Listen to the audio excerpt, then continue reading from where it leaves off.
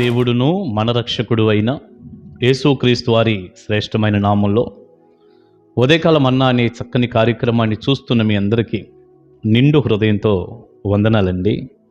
దేవుని మహాకృప మీ అందరికీ తోడుగా ఉండును గాక. ఎలా ఉన్నారు? దేవుని కృపలో మీరు మీ కుటుంబాలు క్షేమమే కదా? సంతోషంగా ఉండండి. నమ్మదగిన దేవుడు మీకు తోడుగా ఉన్నాడు. రండి, పరిశుద్ధ గ్రంథంలో నుంచి ఒక చక్కని వాక్యాన్ని చదివి మనం ధ్యానం చేసుకుందాం. నిర్గమకాండ గ్రంథం 2వ అధ్యాయం 7-8 వచనాలు మనం చదువుకుందాం. 7 నుంచి 9వ వచనం వరకు చదువుదాం. నిర్గమకాండ గ్రంథం 2వ అధ్యాయం 7 నుంచి 9వ వచనం వరకు. అప్పుడు వాని అక్క ఫరో కుమార్తెతో, నీ కొరకు ఈ పిల్లవాణ్ణి పెంచుటకు నేను వెళ్ళి హెబ్రీ స్త్రీలలో ఒక దానిని పిలుచుకొని వత్తునా అనెను. అందుకు ఫరో కుమార్తె వెళ్ళుమని చెప్పగా ఆ చిన్నది వెళ్ళి ఆ బిడ్డ తల్లిని పిలుచుకొని వచ్చెను.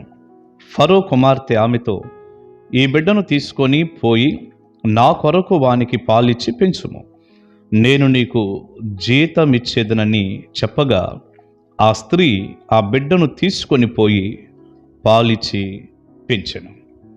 ప్రియులారా, మనం ఆరాధించే దేవుడు గొప్ప దేవుడు, శక్తి కలిగిన దేవుడు.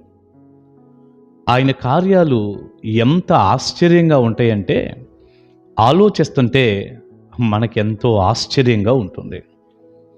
అంత అద్భుతమైనటువంటి కార్యాలు చేయగలిగిన వాడు మన దేవుడు. ఏంటి ఇందులో అంత ఆశ్చర్యకార్యం అంటారా? చూడండి, ఐగుప్తులో యోసేపును ఎరగనటువంటి ఒక వ్యక్తి రాజు అయ్యాడు. ఆయన్ని కూడా ఫరో అని పిలుస్తారు. ఈ వ్యక్తి ఏం చేశాడంటే, ఇశ్రాయేలు ప్రజలు బాగా ఎక్కువైపోతే ప్రబలినప్పుడు, బాగా ప్రబలుతున్నారు వాళ్ళు, వాళ్ళ సంతానం, వాళ్ళ జాతి బాగా విస్తరిస్తుంది. ఇక ఈ రాజుకి అది నచ్చలేదు. ఒకవేళ వాళ్ళు ఎక్కువగా అభివృద్ధి చెందారనుకో, మన మీద తిరుగుబాటు చేస్తారు, వెళ్ళిపోతారు, మనకి వెట్టి చాకిరీ చేసేవారు ఉండరు అని ఇశ్రాయేలు జాతిలో మగపిల్లలు బ్రతకూడదు అన్నటువంటి ఆలోచన చేశాడు. 2 మంత్రసానులకు చెప్పాడు, కాన్పు పీటల మీదే మగపిల్లడైతే చంపేమని. వారు దేవునికి భయపడి బ్రతకనిచ్చారు. అది తెలుసుకున్నటువంటి రాజు ఏం చేశాడంటే, ఇశ్రాయేలు కుటుంబాల్లో ఉన్నటువంటి చిన్న బిడ్డలు, పసిపిల్లలందరినీ కూడా నైలు నదిలో పారవేయమని చెప్పాడు. ఆ సమయంలోనే ఇలాంటి కష్టతరమైన వాతావరణంలో మోషే జన్మించాడు. అయితే మోషే చాలా సుందరుడై ఉన్నాడు. ఏ తల్లిదండ్రికైనా కన్నబిడ్డను తీసుకెళ్ళి నదిలో పారవేసి చంపేస్తుంటే ఇష్టం ఉండదు కదా. 3 నెలలు తల్లి మోషేని దాచిపెట్టింది. 3 నెలలు దాచింది. ఆ తర్వాత వల్ల కాలేదు.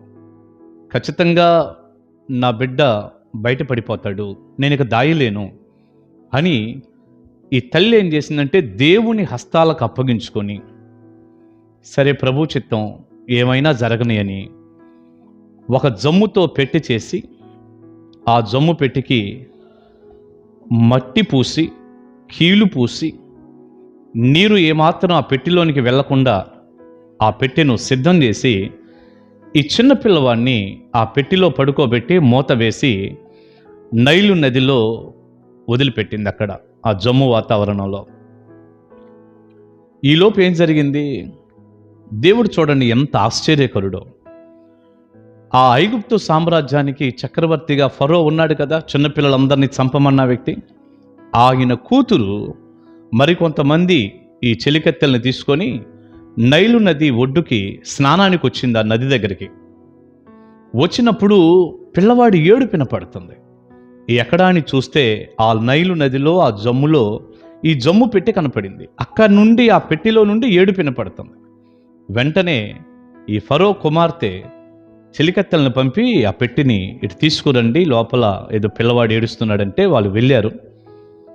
ఆ పెట్టె మూత విప్పి చూస్తే చిన్నపిల్లడు. తీసుకొని ఫరో కుమార్తెకి ఇచ్చారు. ఆమె సంతోషపడిపోయింది. ఈ బిడ్డ ఎవరి బిడ్డ, మొత్తానికి నా చేతుల్లోకి వచ్చాడు కదా, ఇక వీడు నా కుమారుడే, నేనే పెంచుతాను అన్నంత ఆనందం ఆమెకు వచ్చింది. ఈలోపు జరిగిన ఒక అద్భుతమైన విషయం ఏంటంటే, ఈ మోషే అనబడిన ఈ పసిపిల్లవాడికి ఒక అక్క ఉంది. ఆమె పేరు మిరియాము. చిన్నపిల్ల ఆమె కూడా. ఆ అమ్మ ఏం చేస్తుందంటే దూరంగా నిలబడి చూస్తుంది, మా తమ్ముడికి ఏం జరగబోతుంది. అసలు ఇప్పుడు పెట్టెలో పెట్టి మా తమ్ముడిని అమ్మ వదిలిపెట్టేసింది నైలు నదిలో, ఇప్పుడు ఏం జరగబోతుందని దూరం నుంచి కనిపెడుతుంది. ఈ కనిపెడుతున్న మిరియాం అనే ఈ పాపకి ఈ మోషే తన తమ్ముడు రాజుగారి కుమార్తెకు దొరికాడని అర్థమైనప్పుడు మెల్లిగా ఆ పిల్ల చూడండి ఆ రాజుగారి కుమార్తె దగ్గరికి, ఫరో కూతురు దగ్గరికి వచ్చి ఈ మాటలు చెప్పింది. ఎంత చక్కని మాట. అప్పుడు వాని అక్క ఫరో కుమార్తెతో, నీ కొరకు ఈ పిల్లవాణ్ణి పెంచుటకు నేను వెళ్ళి హెబ్రీ స్త్రీలలో ఒక దానిని పిలుచుకొని వత్తునా అనెను. మా ఈ పిల్లవాణ్ణి నీ కొరకే పెంచటానికి నీకు దొరికాడు కదా బిడ్డ, ఎవరో ఏమిటో, నీ కొరకు పెంచటానికి హెబ్రీ స్త్రీలలో ఒక ఆమెని తీసుకొని వచ్చేదా? ఎందుకంటే ఆ పిల్లవాడు హెబ్రీల పిల్లవాడని తెలిసిపోయింది. అక్క అడిగింది తీసుకొని వచ్చేదా అని. అప్పుడు అందుకు ఫరో కుమార్తె అంటుంది, వెళ్ళుమని చెప్పగా, వెళ్ళు, నువ్వు వెళ్ళి తీసుకురాపో అన్నప్పుడు ఆ చిన్నపిల్ల వెళ్ళి ఆ పిల్లవాడి తల్లిని, అంటే సొంత తల్లినే తీసుకొచ్చేసింది. ఆ చిన్నది వెళ్ళి ఆ బిడ్డ తల్లిని పిలుచుకొని వచ్చాను. ఎంత ఆశ్చర్యం! అమ్మనే పిలుచుకొచ్చింది. పిలుచుకొచ్చి ఈ పిల్లవాడిని ఏమో పెంచిద్ది మీ కొరకంటే, ఆ తర్వాత 9వ వచనంలో ఇలా ఉంది, ఫరో కుమార్తె ఆమెతో, ఈ బిడ్డను తీసుకొని పోయి నా కొరకు వానికి పాలిచ్చి పెంచుము, నేను నీకు జీతం ఇచ్చేదనని చెప్పగా ఆ స్త్రీ ఆ బిడ్డను తీసుకొని పోయి పాలిచ్చి పెంచెను. ఫరో కుమార్తె తల్లికే ఇచ్చింది, నువ్వు పాలిచ్చి పిల్లవాడిని పెంచు నా కొరకు, వీడు నా కొడుకు, నేను నీకు జీతం ఇస్తాను నెల నెల. పిల్లవాడిని తల్లి తీసుకెళ్ళింది, పాలిచ్చి పెంచింది, జీతం వచ్చింది. ప్రియులారా, ఇది ఎంత ఆశ్చర్యం! ఏ పిల్లవాడైతే చనిపోతున్నాడు అనుకుందో ఆ పిల్లవాడు తల్లి దగ్గరికే పోయి పాలు దాగి పెరిగేటట్టుగా అయింది, ప్లస్ జీతం వచ్చింది నెల నెల. నేను ఇంకో మాట చెప్పనా, నేను ఇలా అనుకుంటాను, ఇంతకుముందు రాజుగారి ఆజ్ఞ మేరకు ఏ సైనికులైతే పిల్లలను తీసుకెళ్ళి నదిలో పారేసి చంపుతున్నారో వాళ్ళు ఇప్పుడు ఈ మోషే అనే పిల్లవాడికి, ఆ మోషే అనే పేరు కూడా ఆ కింద వచనంలో ఫరో కూతురే పెట్టుకుంది. నీళ్ళల్లో నుంచి తీశాను కనుక నీటిలో నుంచి తీయబడిన వాడు అనే అర్థం వచ్చే మోషే అనే పేరు పెట్టుకుంది.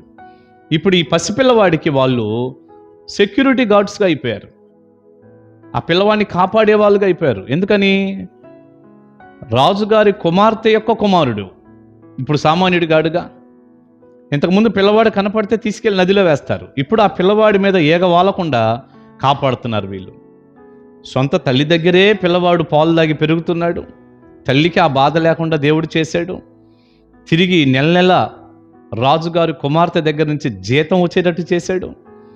ఆ పిల్లవాడికి ఎవరైతే చంపాలో వారే కాపలాదారులుగా ఉండటానికి ప్రభు సహాయపడ్డారు. ప్రియులారా, దేవుని కార్యాలు ఎంత ఆశ్చర్యం అండి! ప్రభు చేతుల్లో పెట్టుకుంది, వాళ్ళమ్మ అమ్రాము ప్రభు చేతుల్లో పెట్టుకుంది. నా బిడ్డని ప్రభు చేతుల్లో పెడతాను, ఆయన ఏమైనా చేయని, ఇక నేను దాయలేను, దేవుడే కాపాడాలి. చనిపోవలసిన పిల్లోడిని ఎంత ఆశ్చర్యంగా దేవుడు కాపాడి, ఎంతో ప్రొటెక్షన్ ఇచ్చి, తల్లికి జీతం ఇచ్చి, తల్లికి బాధ లేకుండా చేసి, ఎంత ఆశ్చర్యమైన కార్యం అండి అసలు ఇది. ప్రియబిడ్డ, దేవుడు ఆశ్చర్య కార్యాలు చేసే దేవుడు, అద్భుతాలు చేసే దేవుడు.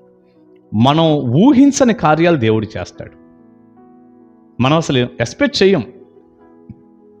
ఎలా జరిగిద్దా ఇది, నేను చాలా ఇరుకులో ఉన్నాను, చాలా ఇబ్బందిలో ఉన్నాను, ఈ సమస్య నుంచి బయటికి రాలేను, ఎలా, అసలు ఎటు చూసినా మార్గాలన్నీ మూసుకుపోయినాయి, ద్వారాలన్నీ మూతబడిపోయినాయి, ఇక నా వల్ల కాదు అనుకుంటున్న సిచ్యువేషన్లో దేవుడు అద్భుతమైన ద్వారాలు తెరుస్తాడండి.